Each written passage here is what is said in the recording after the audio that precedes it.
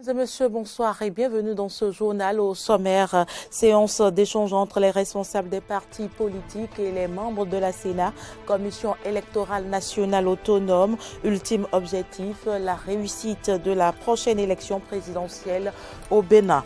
Il n'est pas à son premier coup d'essai. Relater les coulisses de la session des dirigeants du Bénin au pouvoir, Edouard Loko l'a une fois encore fait à travers son œuvre intitulée Patrice Talon, président, un déconfinement de l'homme en toute transgression. Et puis l'acte d'accusation contre Donald Trump a été transmis au Sénat ce lundi soir. Pour la première fois, un président américain est jugé après avoir quitté ses fonctions.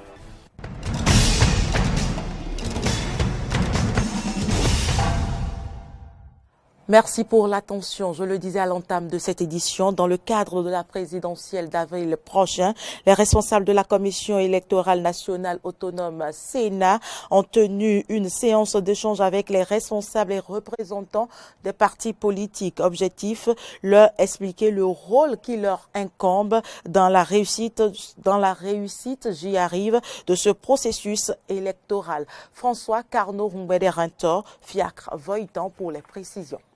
Les responsables de la Commission électorale nationale autonome Sénat étaient ce mardi 26 janvier 2021 à une séance de concertation avec les partis politiques, acteurs impliqués dans le processus électoral qui conduira à l'élection du prochain président de la République du Bénin au soir du 11 avril 2021.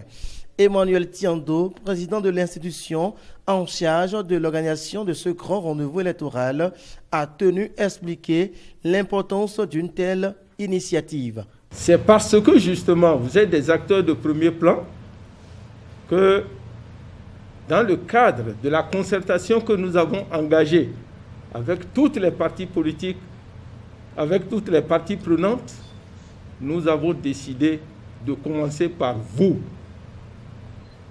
en vue de faire avec vous le point de l'évolution du processus électoral, de vous faire part de comment nous entendons le conduire, de vous présenter notre calendrier électoral, de vous dire également quelles sont les responsabilités qui sont les vôtres tout au long du déroulement de ce processus et bien entendu, recueillir vos observations, vos attentes pour que tous ensemble, nous procédions à tous les ajustements nécessaires en vue de faire de notre processus électoral un succès le 11 avril 2021.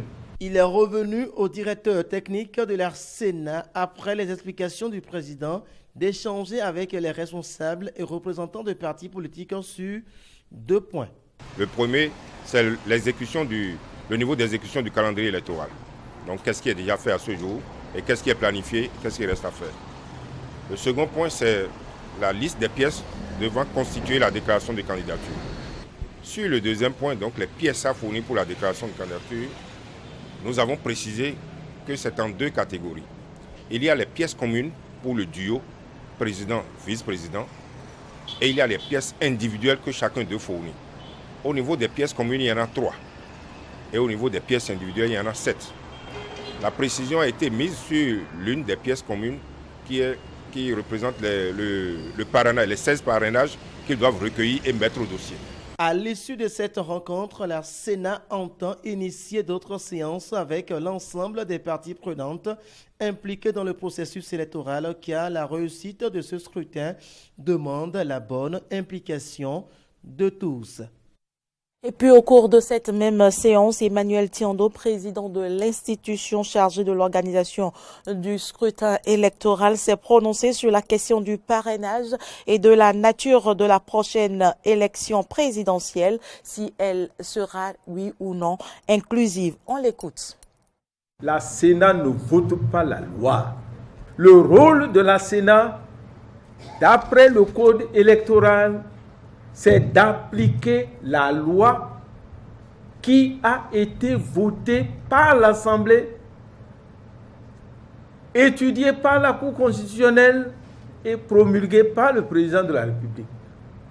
Est-ce que c'est opportun de faire le parrainage? Ça, c'est débat politique. Ça ne concerne pas la Sénat.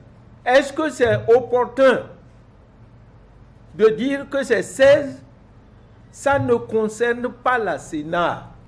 Est-ce que cette élection-là sera inclusive ou pas? Ça ne concerne pas la Sénat. C'est des débats d'ordre politique qui relèvent des politiques. Et il ne faut pas nous faire un mauvais procès. Nous préférons être accusés des choses dont nous sommes responsables que de nous accuser des choses dont nous ne sommes pas responsables.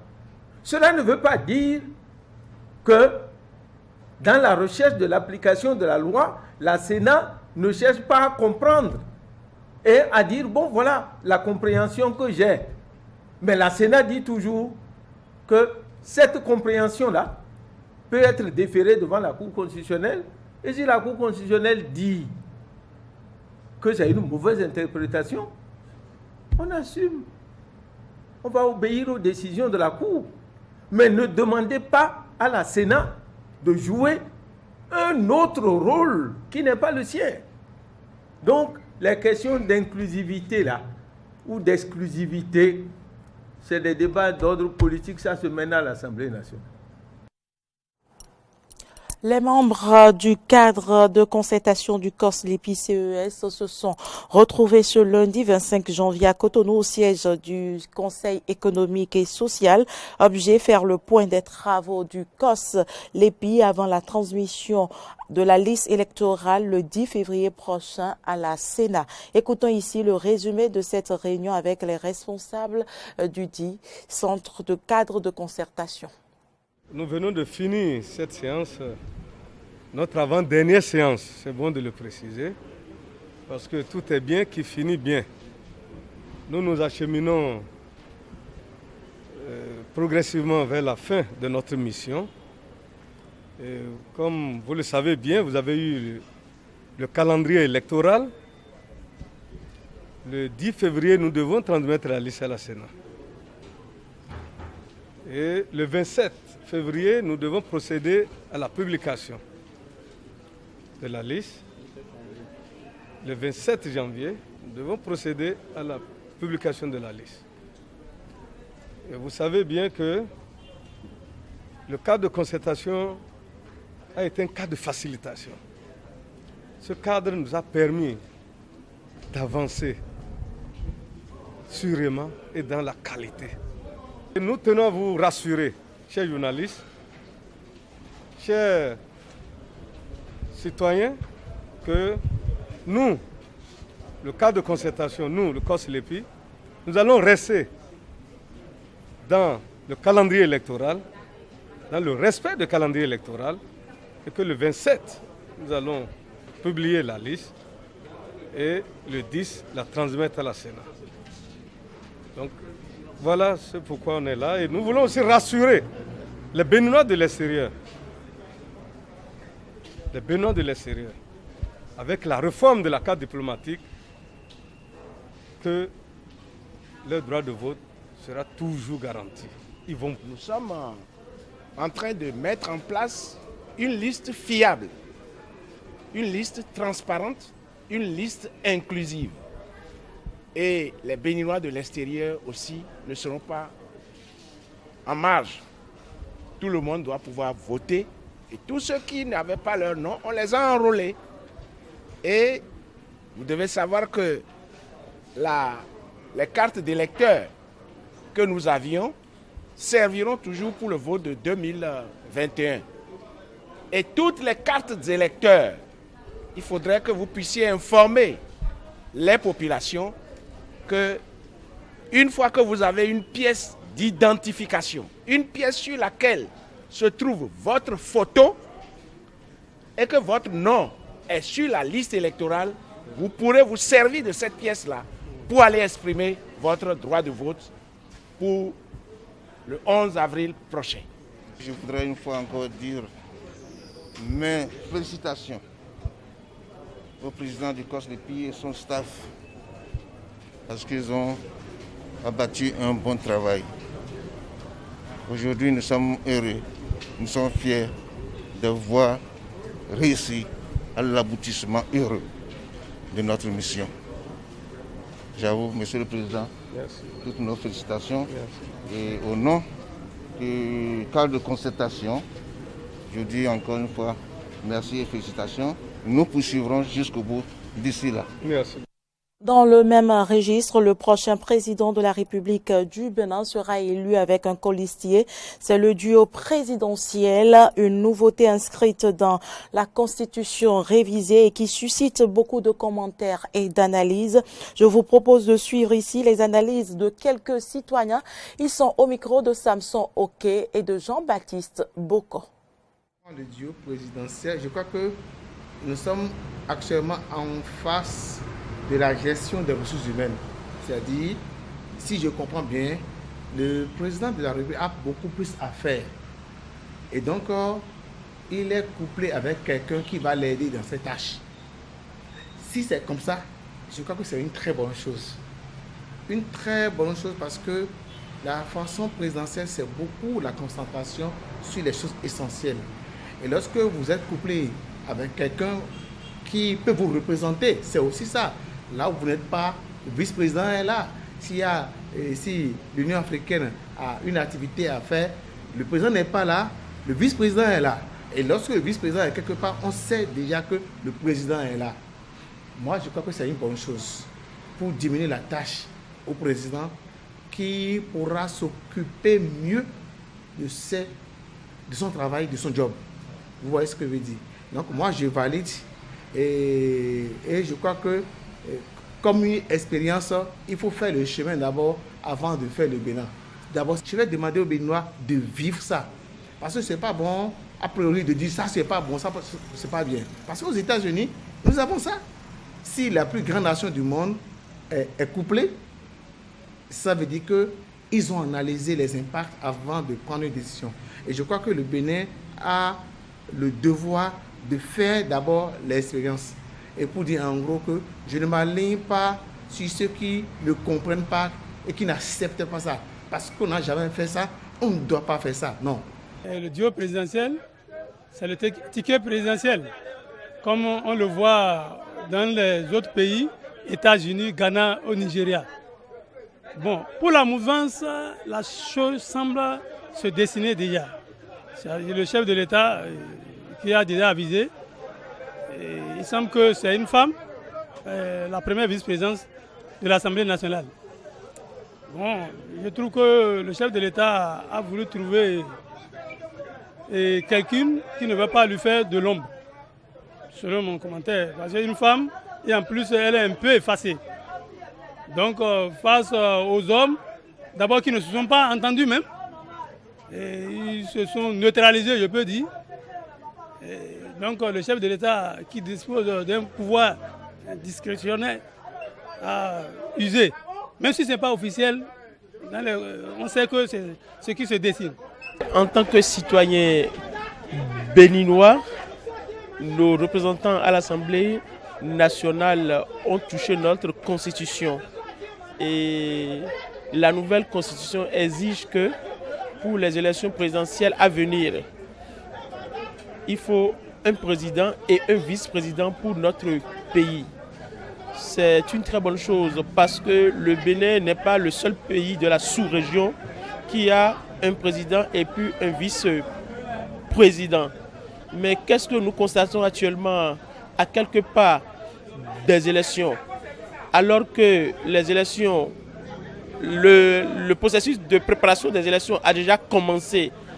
Le programme déjà établi par la Sénat et nos représentants, c'est-à-dire les maires et les députés, étant déjà en train de retirer leurs fiches de parrainage. Au niveau de l'opposition, je me demande si l'opposition veut réellement aller aux élections. Parce que je ne souhaite pas que ce qu'ils ont eu pendant les élections législatives pour mordre les doigts en dernière minute, je ne leur souhaite pas du tout ça. Je souhaite que les élections, telles que l'a dit le président, soient une occasion festive. Donc que l'opposition mette tout en œuvre pour pouvoir dégager, pour pouvoir respecter les conditions que notre actuelle constitution nous exige pour qu'on aille aux élections. Les techniciens des différents secteurs du programme d'action du gouvernement étaient face aux citoyens du 11e arrondissement de Cotonou ce dimanche. Une causerie débat initiée par les élus de Cotonou pour échanger autour des acquis du PAG. Frédéric Espoir Oumambou. Donner la bonne information aux populations et prendre leur avis sur ce qui est fait dans le cadre du programme d'action du gouvernement. C'est le leitmotiv de cette causerie qui a réuni les responsables politico-administratifs et leurs mandants ce dimanche à Cotonou. Une démarche initiée par Gassien Seramia Diaboni, élu municipal du 11e arrondissement de Cotonou. En participant dans cette proportion à une causerie débat autour des impacts du programme d'action du gouvernement à Cotonou, mais spécifiquement dans notre arrondissement, cela traduit une certaine maturité, une manifestation de la solidarité agissante entre les différentes composantes de la famille Rupture qui évolue maintenant vers une renaissance certaine de notre dénominateur commun qu'est le Bénin. Plusieurs secteurs d'activité du programme d'action du gouvernement ont été passés au peigne fin, notamment les microfinances, le développement de l'entrepreneuriat des jeunes, l'asphaltage et la salubrité. Donc ce n'est plus comme avant, quand tu n'avais pas de l'argent, on ne ramassait pas tes déchets. Avant, si vous ne payez pas, on ne ramasse pas vos déchets. Aujourd'hui, vous n'avez plus besoin de payer. La collecte, la précollecte est systématique. Les précollecteurs, qui sont les PME, passent dans toutes les maisons. Donc je disais tantôt que c'est 2 fois par semaine. Mais il arrive que certains ménages ne sortent pas leurs poubelles les matins avant d'aller au service. Nous sommes environ à 200 km pour cette première phase. Le projet d'asphaltage, c'est quoi en réalité? En dehors de la voirie, de la route que nous connaissons habituellement, nous avons des équipements de sécurité. Ce sont les signalisations horizontales et verticales, ce sont les panneaux de police. Nous avons également l'éclairage solaire photovoltaïque. Vous avez vu à travers tout Cotonou, à travers les grandes villes de notre pays, que nous avons des lampadaires solaires qui éclairent beaucoup mieux que ce que nous avons connu jusqu'aujourd'hui. Au terme des différents panels, les populations sorties massivement ont agrémenté cet échange à travers des questions qui ont eu des réponses, mais aussi des apports d'idées. Auteur du livre Patrice Talon, président, un déconfinement de l'homme en toute transgression. Édouard Loko était l'invité du club des médias, Café Média Plus, du 21 janvier dernier. Face aux journalistes, le chargé de mission du chef de l'État, Patrice Talon, est revenu, entre autres, sur les coulisses de ce livre et les premiers meetings du candidat Patrice Talon en 2016. Un nouvel ouvrage intitulé Patrice Talon, président du Bénin, un déconfinement de l'homme en toute transgression. Une fois encore, l'auteur de ce livre vient s'acquitter d'un devoir de mémoire afin de permettre aux générations futures de connaître qui était l'homme, comment est-il venu au pouvoir à travers les faits qui ont marqué les coulisses de sa campagne. Édouard Loko, journaliste, communicateur et écrivain, exerçant toujours aux côtés du chef de l'État, aura une fois encore osé, sans l'autorisation de celui qu'il qualifie de presque héros, après un premier coup d'essai avec l'intrus qui connaissait la maison en 2007. J'ai tenu à faire cette restitution sans avoir l'autorisation et le sort m'a aidé. Parce que c'est humain et c'est normal. Au-delà des coulisses de la campagne de Patrice Talon en 2016, le communicant de l'homme a également abordé sa gestion du pouvoir durant ces 5 années. Pour Édouard Loko, le deuxième mandat s'impose au président Patrice Talon. C'est vous dire que son affaire de mandat unique, il y croyait fermement, mais ce serait quand même se débiner que de vouloir maintenant là où il est, rien que pour sa gloire. Parce que s'il partait maintenant, vraiment, il entre dans l'histoire. Hein? Oui. Oui. Mais pour sa propre gloire uniquement. alors que il doit continuer, il doit finir ce qu'il a commencé. Patrice Talon, président du Bénin, un déconfinement en toute transgression, est un livre de 160 pages paru le 23 septembre 2020 aux éditions L'Harmattan. Actualité en dehors du Bénin, l'acte d'accusation contre Donald Trump a été transmis au Sénat ce lundi soir. Pour la première fois, un président américain est jugé après avoir quitté ses fonctions. Ses partisans dénoncent la procédure d'impeachment. 14h30 sur cette route de Palm Beach. Une dizaine de supporters de Donald Trump est rassemblée. Quand soudain, une escorte arrive. À bord de cette voiture, Donald Trump qui adresse des signes en direction de ses soutiens, le tout devant notre caméra. Pourquoi on est là? Parce qu'on pense qu'il a gagné. C'est pour ça qu'on est là. Parce qu'on pense qu'il devrait encore être notre président. Je viens de l'autre bout de la Floride. J'ai conduit jusqu'ici pour voir ce qui se passe et le voir rentrer chez lui. Depuis qu'il a quitté la Maison-Blanche le 20 janvier dernier, Donald Trump vit ici dans sa résidence de Mar-a-Lago, dans l'État de Floride, un État qui lui est resté fidèle lors de la dernière élection de 2020 en lui réaccordant une majorité. C'est depuis cette résidence sous le soleil de la Floride que Donald Trump pourrait élaborer ses plans pour un éventuel retour en politique. Il se dit par exemple que Donald Trump pourrait lancer son propre parti et pourquoi pas concourir pour la présidentielle de 2024. Il faudra pour cela contourner l'obstacle impeachment, mais selon ses soutiens ici à Palm Beach, l'avenir de Donald Trump en politique est loin d'être terminé. Dans le quartier huppé de West Palm Beach, l'emménagement de Donald Trump divise. Au-delà des clivages politiques, certains se plaignent de l'impact logistique de l'arrivée d'un ancien président près de chez eux. Ce n'est pas le cas de Mary. Depuis chez elle, cette fervente électrice républicaine a une vue imprenable sur la résidence de Mar-a-Lago. Il était mon voisin avant d'être mon président et je suis contente qu'il soit revenu ici. Il pourra au moins se reposer, j'espère, et réfléchir à la suite. Pas certaine que Donald Trump songe réellement à se présenter à nouveau à une élection présidentielle. Mary ne croit pas en tout cas que la procédure d'impeachment puisse aboutir. L'impeachment, je ne vois pas ce qu'ils veulent l'empêcher de faire. Ils ont essayé avec l'affaire de la Russie. C'est vraiment ce qui m'a poussé à le soutenir. J'ai suivi attentivement les auditions dans cette affaire de collusion avec la Russie et il n'y avait rien. Je vote pour quiconque aime ce pays, mais s'il se présente à nouveau, je le soutiendrai à coup sûr car je sais qu'il aime ce pays.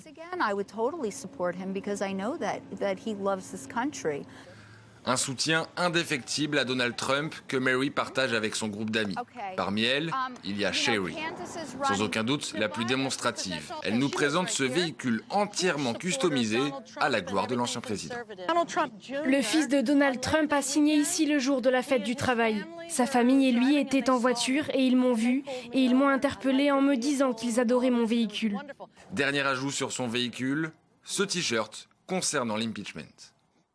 You cannot impeach 75 plus million legal votes. Vous ne pouvez pas effacer plus de 75 millions de votes légaux. Je pense qu'en fait, il pourrait même être encore plus efficace dans le secteur privé. Pour sa base, il est un porte-parole, on lui a donné notre voix. On ne le trahira pas, notre président, notre porte-voix. Il a délivré notre message. Ce n'est pas son message, c'est le nôtre et il le transmet. He is giving our message. It's not his message. It's ours. And he speaks it. Très critique contre le camp démocrate, Sherry continue d'afficher fièrement son soutien à Donald Trump. Malgré l'investiture de Joe Biden, elle continuera de suivre la voie choisie par Donald Trump, qu'elle considère encore comme son président. Et puis au Liban, de vives protestations contre les restrictions sanitaires. Ce lundi à Tripoli, dans le nord du pays, des affrontements entre forces de l'ordre et protestataires ont fait une trentaine de blessés. Les autorités ont prolongé le confinement jusqu'au 8 février pour endiguer la propagation du coronavirus. À cette crise sanitaire s'ajoute celle économique qui n'en finit pas.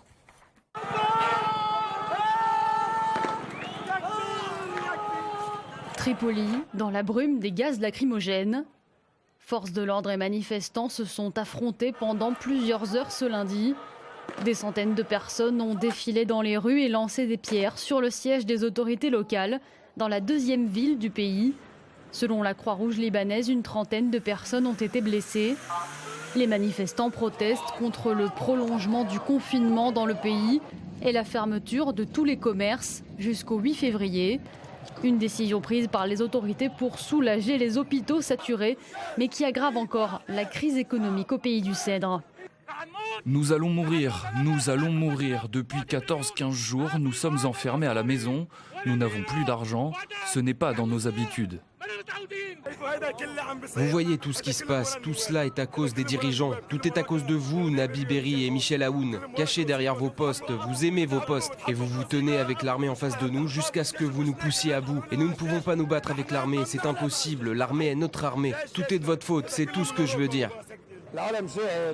Les gens ont faim, les gens n'ont pas de pain chez eux, pas de gaz, pas d'essence. Nous n'avons plus rien. Les gens sont au plus bas.